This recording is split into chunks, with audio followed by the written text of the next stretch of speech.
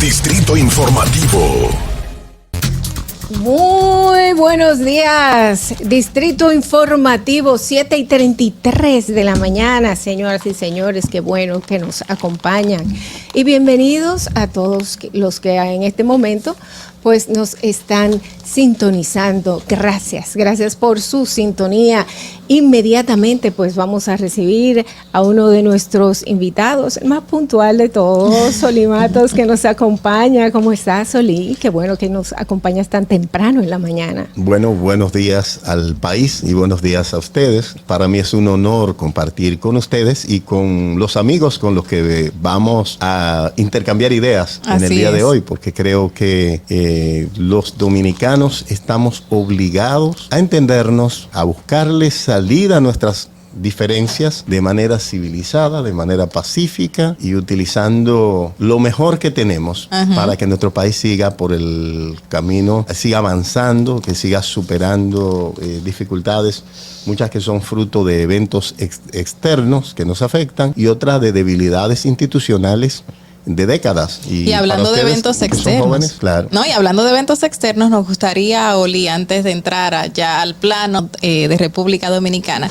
hablar un poco de lo que está pasando entre Rusia y Ucrania. Recién hubo una reunión, una mesa del diálogo, donde Ucrania solicitó que ya se detenga amablemente la intervención rusa hacia el país. Obviamente el presidente no estuvo ahí, pero esto ha traído consigo una serie de conversaciones más amigables. Bueno, conversaciones más amigables, podemos decir que entre comillas, porque pues el presidente ruso Putin pues puso una alerta a toda su armamento nuclear.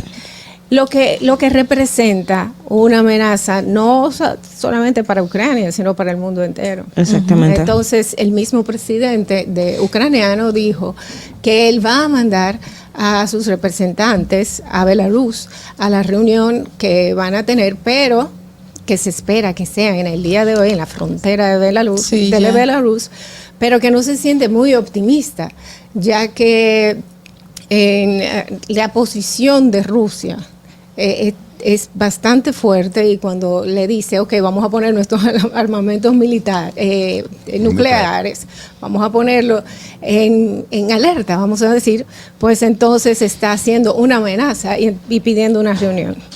Bueno, Oli es una persona que conoce muchísimo del tema internacional, pero antes de entrar con Oli, que era una conversación que estábamos teniendo fuera del aire, es importante de la parte de la negociación que se dio, porque ellos ya tienen horas más adelantadas que nosotros.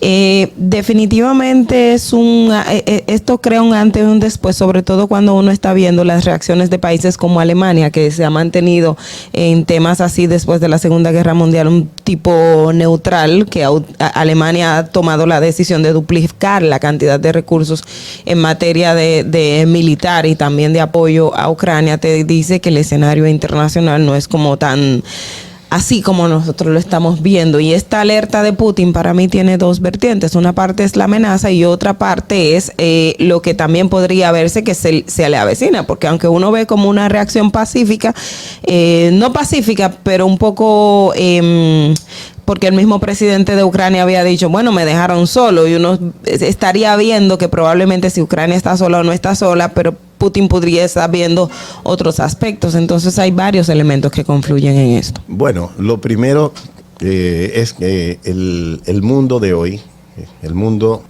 luego después de este evento, de esta confrontación abierta entre Rusia y Occidente por Ucrania, cambia y se evidencia cómo ya Europa dejó de ser el gran centro de gravedad política. Alemania realmente, que fue un actor importantísimo en dos grandes guerras, es decir, Alemania libró la Primera Guerra Mundial Es decir, entre Rusia y Alemania fueron los principales actores, y luego libró prácticamente encabezó la Segunda Guerra Mundial, que fueron dos grandes catástrofes para la humanidad. A partir de ahí surge el orden en el que vivimos hoy y que está en cuestionamiento. A partir de esa guerra, entonces los aliados determinan sobre todo dos actores fundamentales, que fueron Estados Unidos y la Unión Soviética, porque Churchill, aunque encabezaba una de las potencias beligerantes, esa potencia estaba exhausta y dependía mucho de la fuerza de Estados Unidos para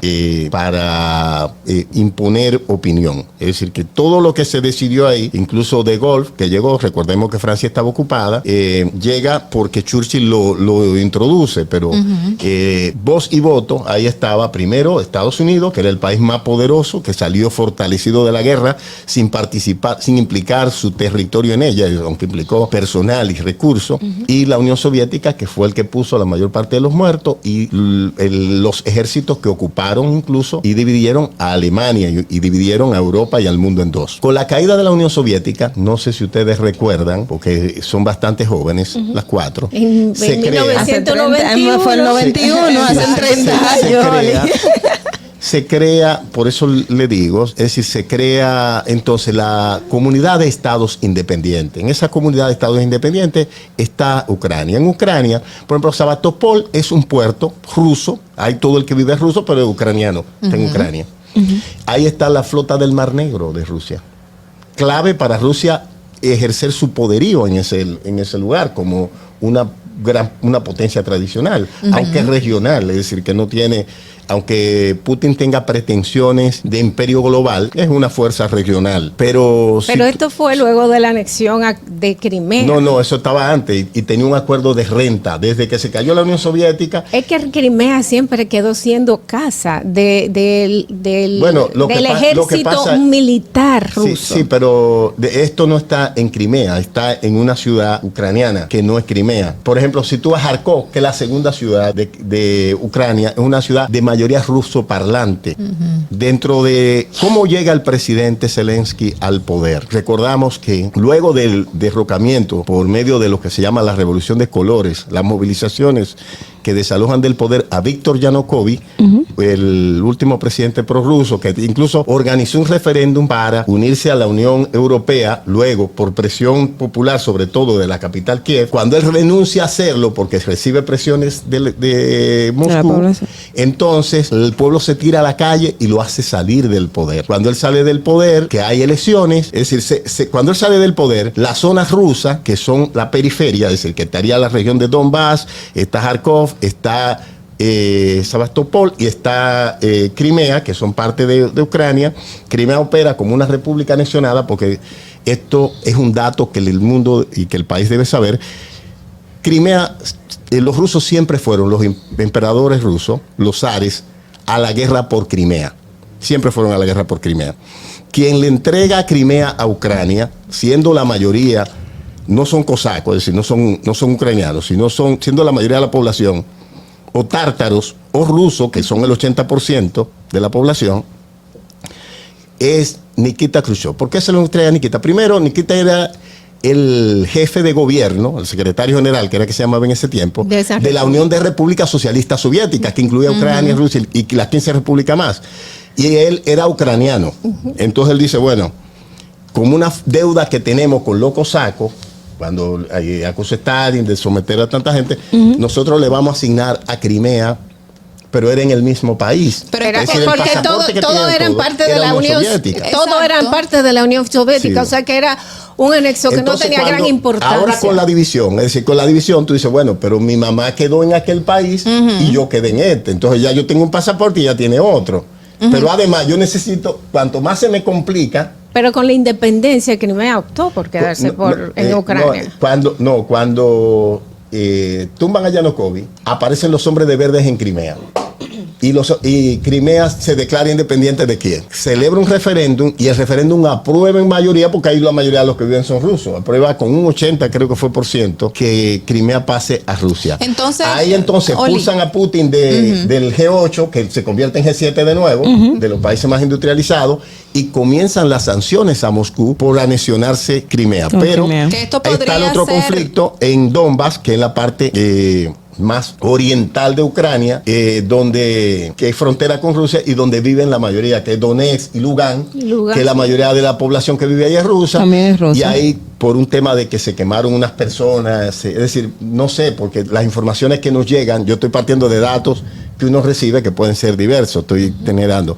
Pero para concluirle, porque yo sé que ustedes tienen mucha opinión, en mi opinión particular, yo no sé si ustedes han leído un artículo que se lo voy a intercambiar, yo lo subí, lo posteé en mi cuenta de Twitter, que escribió Henry Kissinger sobre Ucrania. Dice que Ucrania no debe ser ni pro-europea ni pro-rusa. Dice, está mal que Putin invada Ucrania, pero está mal que la quieran meter a la OTAN. Ucrania puede decidir ser miembro de quien le dé la gana, pero no de una alianza militar que está contra Rusia.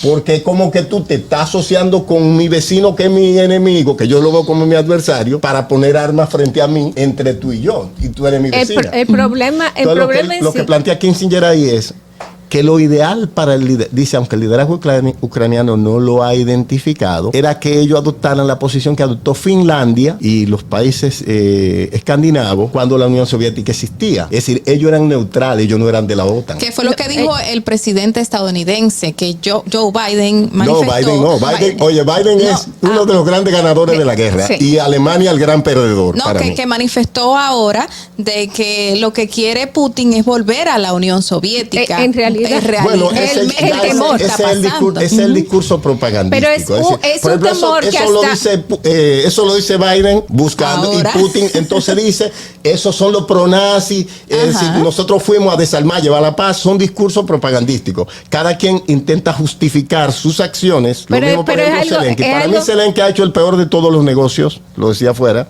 sí, porque primero, él condujo a su pueblo a la guerra con amigos que le entregaron armas sin comprometerse a echar el pleito con él, porque nadie ha dicho que va a mandar un soldado. Sí, eso es cierto. Es decir, lo muerto y la sangre la va a poner él. La deuda que genera esas armas que él está recibiendo la va a pagar su pueblo, y si él pierde, la derrota es suya, y si gana, queda a merced de quien le prestó las armas. Yo entiendo todo lo que tú dices, pero cuando se entregan las armas nucleares que estaban en manos de Crimea a Rusia, de Ucrania a Rusia, un compromiso de respetar la soberanía de Ucrania. Y este compromiso fue hecho por rusos, por los rusos, claro. Y también y de los demás países, de las demás repúblicas. Ahora, claro, lo que Putin alega, y yo no tengo evidencia, es que el compromiso era que si tú tienes una alianza militar para enfrentar un demonio que se llama la Unión Soviética, y la Unión Soviética desaparece, ¿por qué tú sigues ampliando tu alianza militar? Esa es una pregunta. O sea, que también quiere llegar a ser es decir, un poder. Tú estás articulando. Hay una máxima que yo soy un estudioso y admirador del secretario de Estado y asesor de seguridad norteamericano Henry Kissinger. Y él tiene una máxima que la expone en varias formas en su tratado La Diplomacia. Dice, quien tiene la fuerza impone su voluntad. Pero eso es lo que tiene a Europa entero en vilo, porque los pasos tomados por Alemania, que después de la Segunda Guerra Mundial son sin precedentes, están enfocando el 2% del PIB de un país como Alemania para fortalecer su armamento. Era necesario hacerlo sin llegar a esto. Alemania lo necesitaba.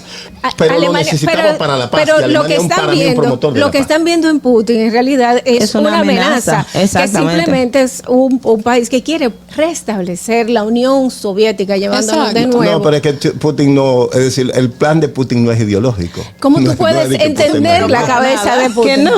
No, bueno, lo que... Tenemos una llamada. La Unión Soviética tenía un objetivo ideológico, propagar a nivel mundial la revolución comunista. Putin no es comunista, Putin sí es de derecha. Las religiones abajo. Pero es fascista. Sin embargo, Oli, podemos ver que en este fin de semana miles de rusos han sido apresados por protestar dentro de Rusia. Vamos a recibir esta llamada. Buenas. Buenos días. Buenos días, ¿cómo estás? Bendiciones. Hola. Muchas bendiciones para todos. Un gusto, señor Olí, saludarlo. Gracias. Tengo una pregunta. Si Ucrania es el granero de Europa, y sustenta a muchísimos países, incluso mira la lejanía en que estamos, a nosotros nos beneficiamos de esos productos que ellos Tienes un ruido atrás, María. salen de ellos. No sería una tontería de Putin esa guerra, porque entonces si destruye parte de lo que son los campos productivos de Ucrania, entonces va a pasar hambre su pueblo y también nosotros en cierto sentido. ¿Qué usted dice? Rusia es el principal exportador de urea a nivel mundial.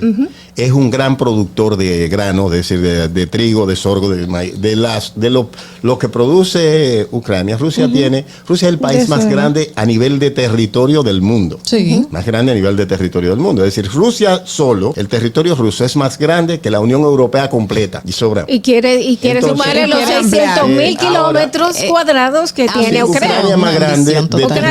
Ucrania más grande que Alemania. Ucrania solo Ucrania que es pequeño, tiene 40 millones de personas. Es decir, es bastante más grande que España, por ejemplo. Entonces, realmente eso es un tema, pero es un tema de estudiarlo. ¿Qué quiero decir? Y ya vamos a entrar al otro debate. Que la primera víctima de la guerra es la verdad. Cada quien trata de justificar sus acciones construyendo un relato que justifique sus acciones. ¿Dónde está la preocupación y por qué comparto la posición del gobierno dominicano respecto a esta guerra? Nuestros países como el nuestro deben rechazar las acciones violentas, las intervenciones militares en todos los sentidos. ¿Por qué? Porque nuestra soberanía, nuestra independencia depende de que el orden internacional, el orden que se construyó luego de la Gran Guerra, y que surgió y que regentea Naciones Unidas con todas sus debilidades, es lo que puede garantizarle a países como nosotros soberanía e independencia. Eso es cierto. Yo estuve viendo estadísticas y en estas, déjame ver que yo las tengo por aquí. Usted sabe que se habla de que el mismo Putin está diciendo que Rusia y los ucranios son las mismas personas, está vendiendo también son eslavos. Igual que por ejemplo los serbios son eslavos. Vienen del mismo linaje, pero los ucranianos, 70% de ellos rechazan este pensamiento, 72% consideran a Rusia como un estado hostil. 67% de los ucranianos quiere unirse a la Unión Europea y el 59% quiere unirse a la OTAN. Entonces, el Volodymyr Zelensky en la parte, porque en realidad no fue Donbass, no pudo votar en estas elecciones y de ahí viene el problema. Y ahí, Crimea tampoco, pero ya Crimea estaba anexado a Rusia. Sí. Entonces, ¿qué hace votando en las elecciones de Ucrania? Lo que pasa es que dentro de las promesas electorales del señor Zelensky estaba en las que ganó Zelensky, pero ganó. Yo voy a recuperar lo que perdimos, incluyendo Crimea. Pero Crimea ya en ese momento estaba en manos rusas. Pues a ellos no se les permitió votar y ni tenían interés, digamos. Sí, y no tenían interés, pero sin embargo el 73% de los rusos, él ganó con una gran mayoría. Zelensky, claro. que se entiende, de la otra parte de los 600.000 kilómetros cuadrados que sacando ya la zona de Donbass. Entonces, él representa, yo entiendo, a mi entender, el pulso de la Ucrania que quiere mantenerse independiente. Y no podemos volver a los tiempos. Que quiere unirse a la Unión Europea y a la OTAN. Se quiere mantener independiente y tomar sus decisiones, Soler. No podemos, eso es como que España quiera venir de nuevo a decir, no, República Dominicana es mía. Bueno, mientras Oli dice que la verdad es lo único que impera aquí, que cada quien tiene una posición. Yo he dicho que la verdad ahí es muy relativa. Sí. Y que la primera víctima de las guerras es la verdad. Por eso el relato de cada medio dependiendo a qué sector tiene un pertenezca, interés. justifica las acciones de Claro. de ese país. No, ya los Estados Unidos manifestaron de que obviamente no van a entrar a Ucrania a hacer ninguna defensa porque eso implicaría crear realmente una tercera guerra Ahora, mundial. ustedes vieron Imagínense esto. Rusia y Estados Unidos en una discusión ahora mismo Nótate, con militares. Si buscamos los medios que recibimos, toda la prensa, antes de Putin tomar la fatídica decisión, y lo llamo fatídica, de comprometer la paz mundial con esta acción, ¿qué nosotros veíamos? ¿Cuántos aviones vimos descargando armas en Ucrania? Se manda tanta tonelada. ¿Quiénes eran los principales? Por ejemplo, Alemania mandó 5.000 cascos diciendo que no mandaba armas a áreas de conflicto en Sí, ese eso momento. sí. Ahora la opinión pública le dobló el brazo al canciller y ha tenido necesariamente no solo que implicarse en eso, sino que recursos que debía usarlo para su recuperación económica van a ser usados para desarrollar material bélico. Pero en el caso particular, ¿Entiendes? también Entonces, es que hemos visto en el caso de Rusia, ha sido una constante que se ha mantenido poquito a poquito también ganando terreno hacia Ucrania, porque si vemos todo lo que surgió desde 2014, que No, tiene muchísimo y en más el atrás 2018, todavía. en el Exacto. 2008 también con Exacto, el o sea, conflicto en Bélgica. que tiene mucho, o sea, la historia hay que ir viéndola de hacia atrás porque hay muchos los elementos que van. Entonces dices Rusia, En Georgia, ajá, Rusia ha tenido unos pasos no tan silentes porque nosotros conocemos cuál ha sido la característica de Vladimir Putin, pero que han sido determinantes y que han Pero- hacia la línea Que no va a de quedar él, hacia Mi a lo recomendación es que busca. a ustedes, no sé si han tenido la oportunidad de verlo, no tiene desperdicio para mí, que se busquen, se lo voy a enviar, el análisis del tema que hace el autor de La Diplomacia, que es un tratado que dirige al cuerpo diplomático estadounidense por las implicaciones que tiene Estados Unidos como potencia, como gobierno mundial prácticamente, garante de los acuerdos que generaron en el 45 la creación de Naciones Unidas, Henry Kissinger. Él hace un análisis que para mí, los puntos que plantea ahí describen cuál es el papel ideal y lo único que garantiza la paz. Bueno, Porque cuando cuando alguien se siente abusado, no hay paz. Así es. Bueno, señores, nos queda tarea que hacer porque República Dominicana se va a ver afectada, igual que el resto del mundo, con este conflicto entre Rusia y Ucrania. Nosotros vamos a ver cómo está el tránsito a las 7:56 de la mañana aquí en el Distrito Nacional y regresamos con Distrito Informativo. Distrito Informativo.